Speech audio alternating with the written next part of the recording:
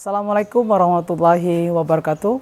Perkenalkan, nama saya Aris Faujian. Saya adalah guru di SMA Negeri 1 Manggar, mengajar mata pelajaran sosiologi.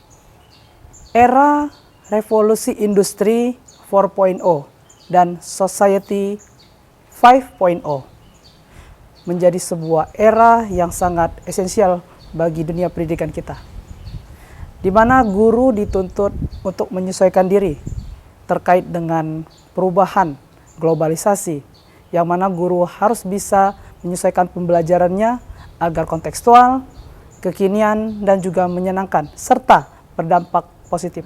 Ada sebagian pendidik yang belum menyediakan konten, proses, dan juga opsi pilihan penilaian produk hasil belajar yang tidak ataupun belum sesuai dengan kondisi, profil, ataupun kebutuhan belajar peserta didik. Alhasil ini sangat berpengaruh terhadap laporan hasil belajar, prestasi belajar, dan akhirnya ini akan sangat berefek pada rapor pendidikan di sekolah. Kecakapan abad ke-21 menjadi sebuah keharusan yang harus dimiliki oleh generasi muda apabila ingin membuat bangsanya hebat, terutama bagi Indonesia yang ingin menuju ke generasi emas 2045. Oleh sebab itu, guru sebagai pendidik harus memiliki manajemen kelas yang baik, harus memiliki inovasi, harus memiliki sebuah revolusi pembelajaran agar pembelajaran di kelas memiliki konten, proses, dan juga opsi pilihan produk yang beragam. Tentunya hal ini untuk mengakomodir agar siswa bisa terpenuhi kebutuhan belajarnya dengan merdeka belajar. Berikut ada data aktivitas paling disukai oleh siswa-siswi SMA 1 Manggar. Dan ada pula data produk hasil belajar paling disukai atau dikerjakan oleh siswa-siswi SMA 1 Manggar. Dari data tersebut terlihatlah heterogenitas bahwa kebutuhan belajar, cara belajar, atau gaya belajar siswa di sekolah ini sangat bervariatif. Keberhasilan praktik baik kelas sosial literasi yang memiliki aksi literasi menulis dan literasi sosial tidak serta-merta dapat memenuhi kebutuhan belajar murid yang heterogen.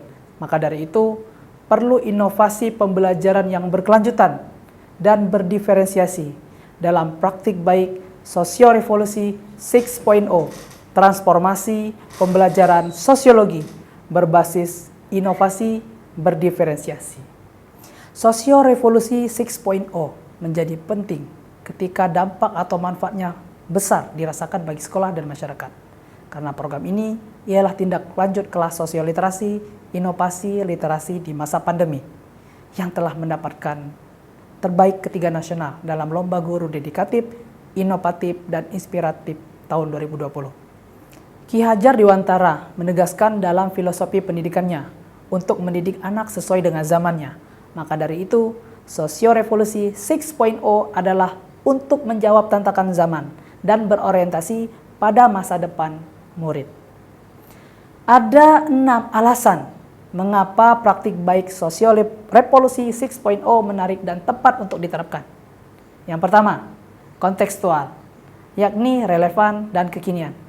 Kedua, inovatif, yaitu memunculkan gagasan dan karya baru. Yang ketiga, ekonomis, artinya mudah diimplementasikan. Yang keempat, efektif, yaitu mengandung unsur kebermanfaatan dan ketepatan. Yang kelima, inspiratif, yaitu menjadi inspirasi bagi perubahan kebaikan orang lain. Yang keenam, berkelanjutan, artinya praktik baik ini berorientasi untuk pembangunan masa depan. Praktik baik Sosiorevolusi 6.0 dibagi menjadi 6 ranah pengembangan. Antara lain, sosioliterasi. Kedua, sosiovideo.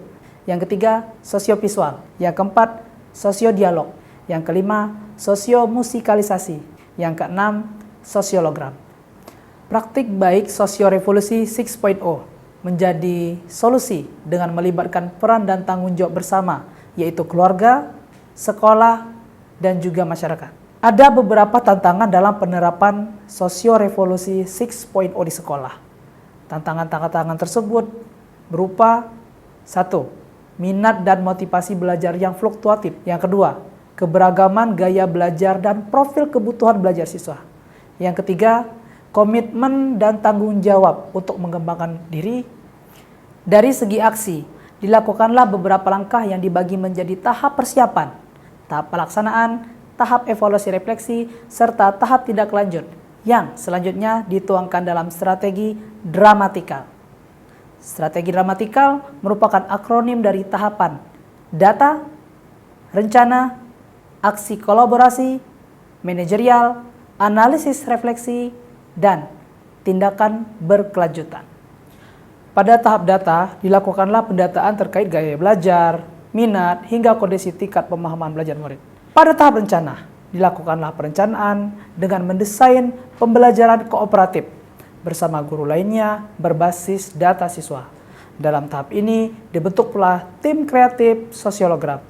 Pada tahap aksi kolaborasi, semua 6 program Sosiorevolusi 6.0 melibatkan kepala sekolah, pengawas sekolah, rekan sejawat, siswa, dan stakeholders. Namun beberapa program memiliki ciri khasnya masing-masing. Sosioliterasi, aksi kolaborasi dengan pihak redaksi media massa dalam bentuk pelatihan menulis dan kunjungan pembelajaran. Sosiovideo, sosiovisual, dan sosiologram. Aksi kolaborasi dengan tim kreatif sosiologram untuk membuat konten pembelajaran dan mempublikasikannya di media sosial Instagram. Sosiodialog, aksi kolaborasi dengan pihak berkompeten untuk dijadikan narasumber dalam program sosiologi dalam dialog. Selain itu, melibatkan siswa untuk dijadikan host pada program tersebut. Sosiomusikalisasi, aksi kolaborasi melibatkan guru bahasa Indonesia dan guru musik untuk mengajarkan keterampilan berpuisi dan penggunaan alat musik.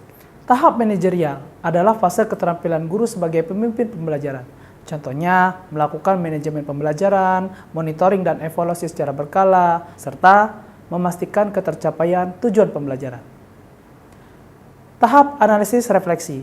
Analisis refleksi dapat dilakukan melalui diskusi kepada warga sekolah dan survei analisis refleksi melalui kuesioner Google Form kepada peserta didik.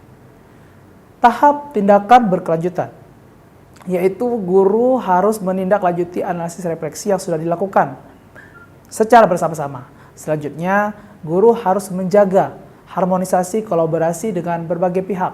Sosiorevolusi 6.0 memberikan dampak positif bagi siswa, berupa terjalinnya komunikasi yang lebih baik antara guru dan siswa.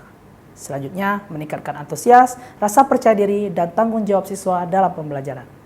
Berikutnya, kembangkan kreativitas, kolaborasi, dan kemampuan benar kritis, serta siswa lebih menghargai perbedaan dalam kehidupan bermasyarakat.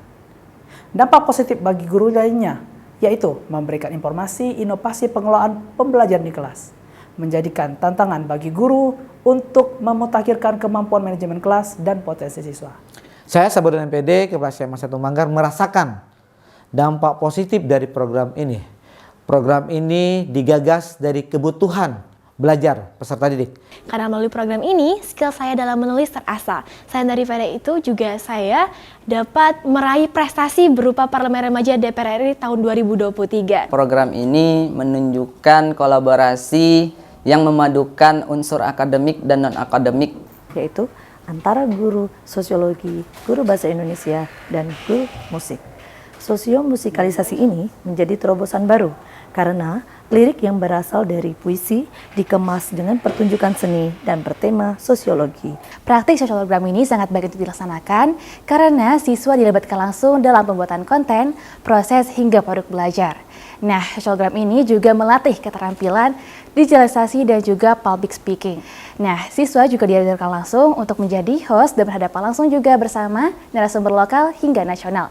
Penerapan praktik baik Sosiorevolusi 6.0 dengan strategi dramatikal memberikan progres yang signifikan. Semoga praktik baik ini bisa memberikan banyak pencapaian prestasi bagi SMA Negeri 1 Manggar dan melibatkan berbagai macam elemen di luar warga sekolah untuk memajukan bangsa dan Indonesia yang lebih baik. Wassalamualaikum warahmatullahi wabarakatuh.